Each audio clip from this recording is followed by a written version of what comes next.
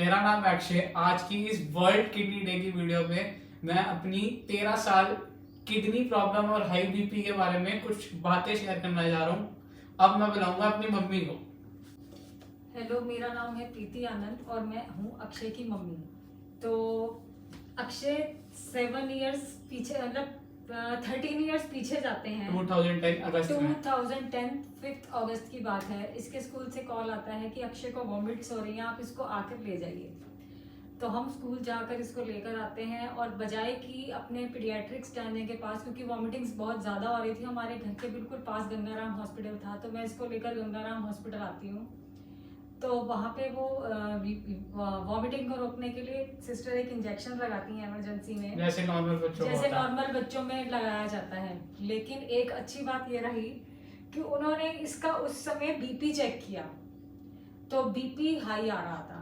तो उन्होंने मुझसे पूछा कि इस बच्चे को कोई दिक्कत है। मैंने बोला नहीं, ऐसी कोई दिक्कत नहीं है। लेकिन उन्होंने कहा आपको पता है बच्चे का बीपी हाई आ रहा है। ऐसे तो करते मैं करते 4-4-5 मॉनिटर चेंज करे। शौक रह गई है सुनकर कि भाई छोटे बच्चे में भी बीपी होता है।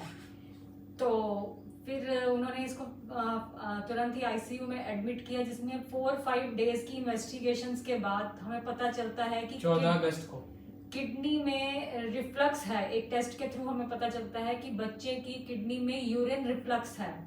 यूरिन रिफ्लक्स का मतलब होता है किडनी में यूरिन वापस जाना, जिसने कि इसकी दोनों किडनीज कुछ परसेंट डैमेज कर दी। उसको रोकने के लिए फिर इसकी एक सर्जरी होती है।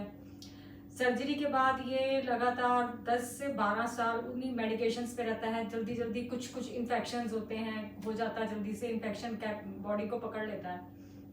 लेकिन करते हम ऐसे निकल जाते हैं। हमारा फिर आता है 13 नवंबर 2023 का दिन, 2022 का दिन, जिस दिन इसको घर पर एक ब्लड वॉमिट होती है और हम इसको तुरंत लेकर हॉस्पिटल भागते हैं और रास्ते में अपने नेफ्रो को कॉल करते हैं। वो भी यही कहते हैं कि अर्जेंटली इसको आप हॉस्पिटल ले आइए।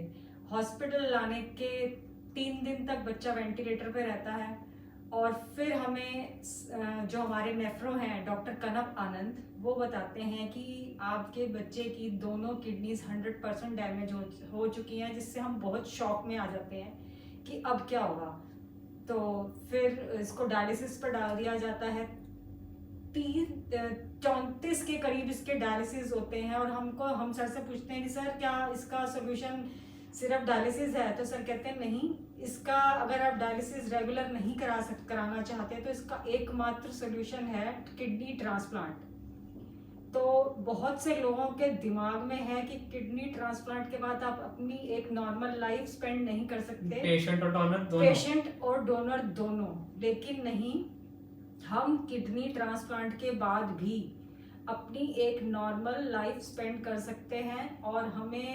लेकिन किडनी ट्रांसप्लांट इतना आसान नहीं होता। उसके लिए डोनर्स के तकरीबन हर बॉडी पार्ट का मतलब एक हेल्थ चेकअप होता है। और हेल्थ चेकअप जब तक आप पूरे मेडिकली फिट नहीं हो जाते हो, आपको अपनी किडनी क्लियरेंस नहीं मिल जाती है, आप अपनी किडनी डोनेट करने के लिए एलिजिबल नहीं होते हो। और हमें मतलब भगवान का शुक्र करना चाहिए कि हम इस काबिल बने कि भाई हम मेडिकली फिट हैं और हम दूसरे को अपनी बॉडी का कुछ ऑर्गन दे सकें अपने जीते जी। और मैं बस यही कहना चाहूँगी कि आपको डरना नहीं है। अगर आपकी लाइफ में ऐसी कभी सिचुएशन आती है, आपको डरना नहीं है, आपको पॉजिटिवली उस चीज़ का सामना करना है। और आपके सामने आज मैं बैठी हूँ, अक्षय भी बैठा है और दोनों बिल्कुल मेडिकली फिट है। हाँ, कुछ प्रिकॉशंस की जरूरत होती है। पहले 3 से 4 महीने आपको बिल्कुल अपनी डाइट का, अपने हाइजीन का और खासकर पानी का और रेगुलर टाइम पर दवाइयों का। तो उसके बाद आप अपनी एक रेगुलर लाइफ स्पेंड करने के लिए बिल्कुल रेडी हैं। लोगों में अभी भी मिथ है कि ट्रांसप्लांट के बाद ये नहीं कर सकते, वो नहीं कर सकते। डीमोटिवेट नहीं होना, मोटिवेट रहना है, पॉजिटिव रहना है। तो लाइफ में ऐसा कोई काम नहीं है जो आप नहीं कर सकते। और हाँ, एक इस वीडियो के थ्रू मैं जरूर ये बताना चाहूंगी कि एक मिथ ये भी है कि बच्चों में हाई बीपी नहीं और होता। बच्चों की और बड़ों की बीपी रीडिंग्स में भी बहुत हाँ, फर्क होता है कि लोग कुछ करते हैं कि बड़ों की बीपी की रीडिंग ही बच्चों की मानी जाती है। नहीं, ऐसा नहीं है।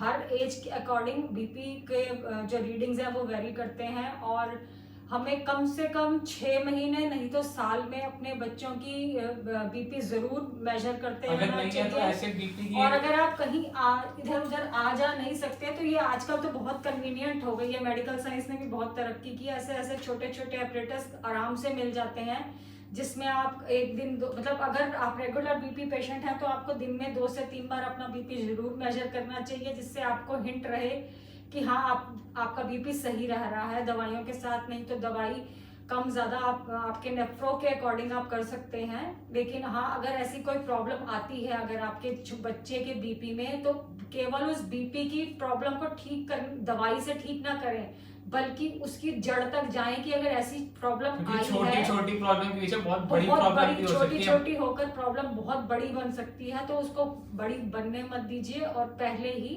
उस चीज को आप रोक सकते हैं, बड़ी प्रॉब्लम बनने से रोक सकते हैं। और कोशिश कीजिए अपना एक ही डॉक्टर रखें, ताकि जिसको जो चीज पता है, ताकि उनको पता रहे कि आपके साथ पीछे क्या हुआ था, आगे क्या हुआ था, उनको पता है आपकी मेडिकल हिस्ट्री सारी हाँ, उनको पता होती है, तो उस हिसाब से उनके लिए केयर करना और इलाज करना में भी केयर बहुत करना मेडिकेशन इजी हो जाता है। और इस जर्नी में 3 डॉक्टरों का बहुत बहुत थैंक यू है, डॉक्टर कनवनन, डॉक्टर अश्विनी गुप्ता और सर्जन डॉक्टर सुधीर चड्डा और गंगाराम का पूरा स्टाफ का उनका हम बहुत बहुत थैंक यू करना चाहेंगे, जिन्होंने इतने बुरे टाइम में भी हमारे साथ बिल्कुल हमारी बिल्कुल बहुत ज्यादा मदद की।